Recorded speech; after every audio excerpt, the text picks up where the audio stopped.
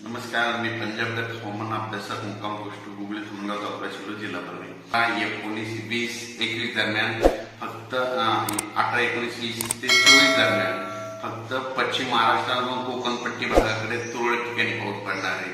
म्हणजे तो पाऊस सातारा, सांगली, कोल्हापूर,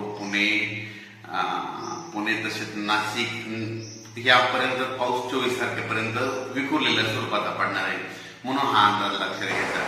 त्याच्यानंतर राज्यामध्ये 27 तारखेच्या नंतर पुन्हा एकदा वातावरण चेंज होणार आहे, म्हणून हे अंदाज लक्षात येतात. पण जे अवकाळी पावसाचं वातावरण होतं ते आता म्हणजे राज्यातलं सगळीकडलं आजपासून उद्यापासून थांबणार आहे. म्हणजे आज देखील बऱ्याच ठिकाणी थांबणार आहे, म्हणून हे अंदाज लक्षात येतात. म्हणजे आजपासून जे अवकाळीचं संकट होतं ते थांबलं.